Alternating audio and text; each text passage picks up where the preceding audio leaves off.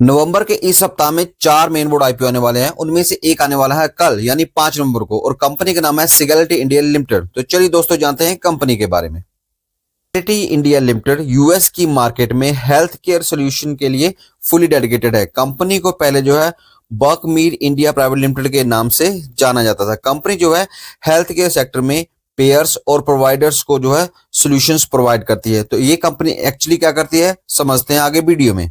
India limited ऐसी company जो कि पूरी तरह से अमेरिका के हेल्थ केयर मार्केट के प्रति केंद्रित है। इसके दो प्रकार के क्लाइंट हैं, एक है इसके पेयर्स और दूसरे है प्रोवाइडर्स। सबसे पहले समझते हैं कि पेयर्स क्या होते हैं। पेयर्स ऐसी इंश्योरेंस की कंपनियां होती हैं जो कि हॉस्पिटल, मेडिसिन और जो डॉक्टर विजिट के खर्चे तैयारी को कवर करती हैं। और दूसरे आते हैं प्रोवाइडर्स। प्रोवाइडर्स क्या होते हैं, ये हेल्थ केयर प्रोफेशनल होते हैं जैसे कि हॉस्पिटल्स, डॉक्टर, डायग्नोसिस सेंटर, जो कि सीधे तौर पर जो है मरीजों को हेल्थ की सर्विसेज प्रोवाइड करती हैं। सिगेलिटी इंडिया का काम है इन दोनों को सपोर्ट करना ताकि जो अधिक सुगम और प्रभावी तरीके से वो काम कर सकें। ताकि इस कंपनी के दो मुख्य क्लाइंट्स हैं, एक है पेयर्स, दूसरे हैं प्रोवाइडर्स। अभी हम समझेंगे कि जो सिगेलिटी इंडिया है ये पेयर्स के लिए क्या क्या काम करती है। सबसे पहला इसका काम है क्लेम एडमिनिस्ट्रेशन। जो सिगेलिटी इंडिया है ये पूरा ही शुरू से लेकर अंत तक जो भी इंश्योरेंस का क्लेम है उसका काम संभालती है। उसमें यह सुनिश्चित करते हैं कि जो जो खर्चे दिए गए हैं वही उसमें कवर हो। दूसरे पे आता है इनका पेमेंट इंटीग्रिटी। पेमेंट इंटीग्रिटी में एक कंपनी सुनिश्चित करती है कि हर क्लेम सही तरीके से प्रोसेस हो जिससे कि ओवर पेमेंट या गलतियों से बचा जा सके। तीसरा आता है इनका क्लिनिकल मैनेजमेंट। क्लिनिकल मैनेजमेंट में मेडिकल की जो स्पेशलाइजेशन सर्विस प्रोवाइड करती है ताकि जो बीमा कंपनी जटिल मामलों में भी उचित इलाज को कवर कर सकें।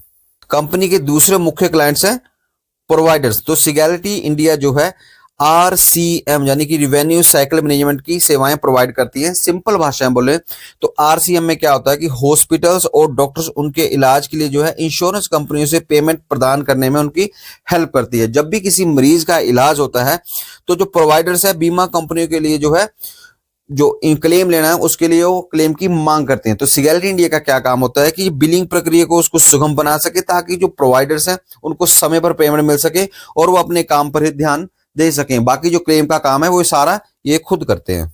इसके साथ साथ कंपनी जो है पीबीएम यानी कि फार्मेसी बेनिफिट मैनेजर्स का भी काम करती हैं। पीबीएम ऐसी कंपनियां होती हैं जो कि इंश्योरेंस पॉलिसी के अंदर जो है मेडिसिन कवरेज के जो मैनेजमेंट है उसका काम देखती हैं। तो सिगेलिटी इंडिया जो है पीबीएम यानी फार्मेसी बेनिफिट मैनेजर्स को वैसी सेवाएं प्रोवाइड करती हैं जैसी वो पेयर्स को देती हैं।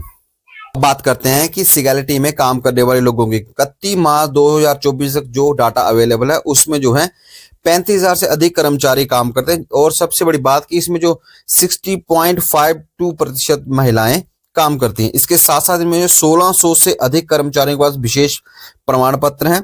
374 प्रमाणित मेडिकल कोर्स शामिल हैं जो कि जो मेडिकल रिकॉर्ड को सही तरीके से दर्ज करने में माहिर है। 1280 इनके पास जो रजिस्टर्ड नर्सें हैं जो कि अमेरिका, फिलीपींस और भारत में फैली हुई हैं। इसके अलावा इनके पास 33 जो है डेंटिस्ट्री, सर्जरी और फार्मेसी जैसे उन्नत डिग्रियों के साथ जो इनके एम्प्लॉय काम करते हैं। दोस्तों आपसे एक रिक्वेस्ट है कि प्लीज प्लीज प्लीज हमारे चैनल को सब्सक्राइब करें। आपका एक सब्सक्रिप्शन मुझे बहुत ज्यादा मोटिवेशन देता है। आईपीओ 5 नवंबर को खुल रहा है, चलेगा 7 नवंबर तक। शेयर की फेस वैल्यू है 10 रुपए रखी गई है। प्राइस बैंड अगर इसका देखा है तो 28 से 30 रुपए तक रखा गया है। लोड साइज जो इसमें है 500 शेयर्स का रखा गया है और जो इश्यू साइज है इसका यह 2106.60 करोड़ का और टोटल का टोल जो है ओवरफोल शेयर रखा गया है। इसमें एम्प्लॉयज के लिए डिस्काउंट भी है जो कि 2 रुपए पर शेयर रखा गया है।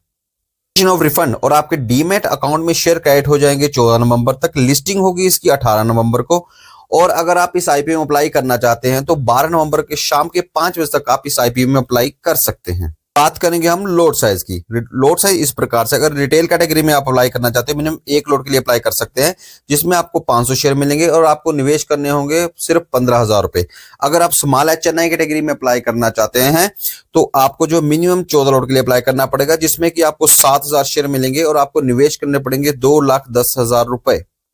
भाई बात करते हैं फाइनेंशियल डाटा की। सबसे पहले है इसकी एसेट। इसकी एसेट 31 मार्च 22 को 10,096 करोड़ से बढ़ के 10,664 ये ऑल टाइम हाई पे आ रही है। रिवेन्यू भी इसका 944 करोड़ से बढ़ के 4,781.5 करोड़ हो चुका है।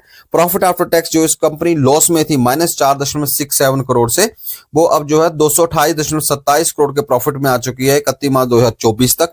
नेटवर्थ भी इसकी बढ़ी है, जो कि 4,026 करोड़ से बढ़ के 6,443.13 करोड़ हो चुकी है। सारे ही कंपनी के लिए पॉजिटिव है। और इसकी साथ साथ जो बोरिंग देखी जाए तो बोरिंग भी इन्होंने कम की है, तो ये भी कंपनी के लिए काफी ज्यादा पॉजिटिव चीज है।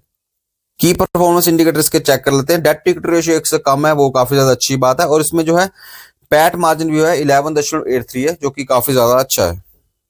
देखिए बात करते हैं वैल्यूएशन की। अर्निंग पर शेयर जो है इसकी 49 पैसे है, और जो पीई जिसपे आईपीओ आ रहा है वो 61.52 है, जो कि सस्ता बिल्कुल भी नहीं है। जो पिछले साल की इसकी अर्निंग है, जो आज की डेट में मार्केट की कंडीशन बनी हुई थी, ये तो फिलहाल थोड़े दिनों से मार्केट डाउन है, अदरवाइज उस हिसाब से ये फुली प्राइस लग रहा है, इसमें कोई भी डिस्काउंट नहीं दिख रहा है। आईपीओ लेने का एक ही ऑब्जेक्टिव था, वो है ऑफर फॉर सेल। जितना भी ये पैसा लेके जा रहे हैं, ये सारे इन्वेस्टर को खाते में जाएगा और कंपनी को कुछ भी नहीं मिलेगा। दूसरा लिखा है कि जो रजिस्टर होने के बाद जो है, जो इनको बेनिफिट मिलते हैं स्टॉक एक्सचेंज में लिस्ट होने के बाद, उसका ये बेनिफिट उठाना चाहते हैं, तो कंपनी के पास कोई भी पैसा नहीं जाने वाला है। बात करेंगे फाइनल डिसीजन की। सबसे पहले देखेंगे हम जीएमपी। तो जीएमपी इसका पिछले कल में 3 रुपए चला था, जो कि आज की डेट में 0 हो चुका है। दूसरी बात करेंगे हम इसकी वैल्यूएशन की। तो वैल्यूएशन में जो इसकी पीई है वो 60 से भी ऊपर है, तो उसमें कोई सस्ती नहीं है। तो ये हमें रीजनेबल लग रहा है जो इसकी लास्ट ईयर की अर्निंग है।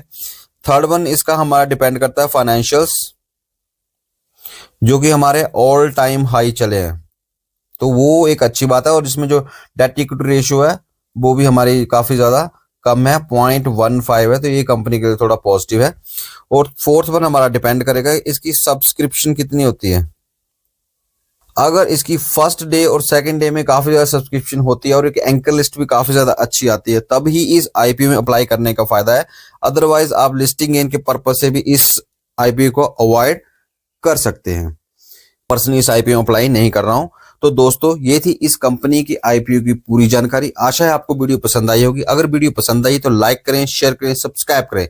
मिलते हैं अगली वीडियो में, तब तक के लिए जय हिंद।